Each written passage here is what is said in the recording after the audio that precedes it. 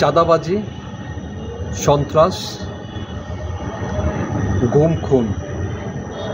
বাংলাদেশের এমন কোনো রাজনৈতিক দল বলতে পারবে যে আমরা চাঁদাবাজি, সন্ত্রাসী, গুম খুন, জমি দখল, তাদেরকে আমার দল থেকে বহিষ্কার করব, তাদেরকে আমার দলে রাখবো না?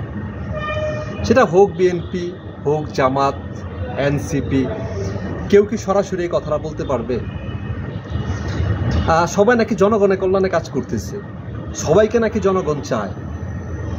তা আপনারা যদি জনগণই চায় আপনাদেরকে, তাহলে আপনারা বলেন যে আমার দলে যদি এই সমস্ত লোকজন থাকে, তারা আমার দলে থাকতে পারবে না, অথবা তাদেরকে আইনের আওতায় আনা হোক, অথবা তাদেরকে দল থেকে বহিষ্কার করা হোক। এখন পর্যন্ত কোনো নেতা, কোনো কর্মী এই কথাগুলো বলেছেন? সবাই বলে অমুক ভাইয়ের চরিত্র ফুলের মতো পবিত্র। কেউ কে এই কথাটা বলেছেন? যখন একটা পোস্টারিং হয় যে একজন চাঁদাবাজ, একজন দখলবাজ, একজন সন্ত্রাসী, ওনার চরিত্র ফুলের মতো পবিত্র, এই কথাটা কখনো বলা হয় না। এই কথাটা কেউ বলবে না, সবাই বলবে তার চরিত্র ফুলের মতো পবিত্র, টপ টু বটম সবাই। আমরা কি এর থেকে বের হতে পারবো না? একটা লোক খুঁজে পাওয়া যাবে না কোনো দলের যে তার দল চাঁদাবাজ মুক্ত, তার দল সন্ত্রাস মুক্ত, তার দল দখলবাজ মুক্ত, তার দল গুম মুক্ত, খুন মুক্ত। একটা দল নাই, একটা মানুষ নাই। বিএনপি কে এই কথাগুলো বলতে পারে না, জামাত কে এই কথাগুলো বলতে পারে না, এনসিপি কে এই কথাগুলো বলতে পারে না, আওয়ামী লীগ? আসলে প্রতিটা প্রশ্নেরই কোনো উত্তর নাই, সবই একটা প্রশ্নবোধক হয়ে দাঁড়ায়। আমরা দেশকে ভালোবাসি, যারা রাজনীতি করেন তারা নাকি দেশের জন্য রাজনীতি করেন, মানুষের জন্য রাজনীতি করেন।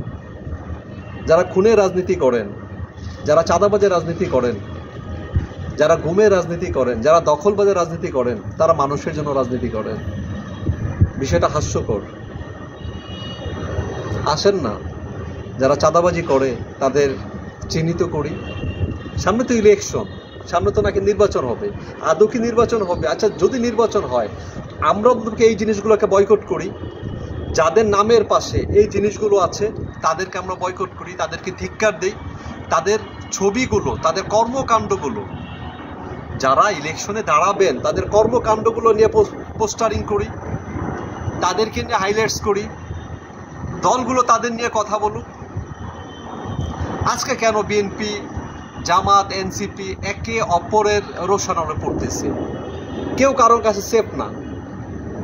বিএনপির কাছে কেউ সেফ না, জামাতের কাছে কেউ সেফ না, এনসিপির কাছে কেউ সেফ না।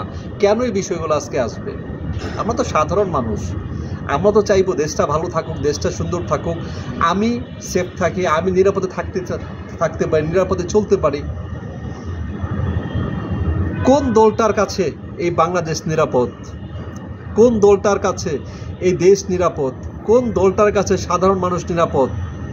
আমি প্রশ্ন রাখলাম। সিরাজুল অপু।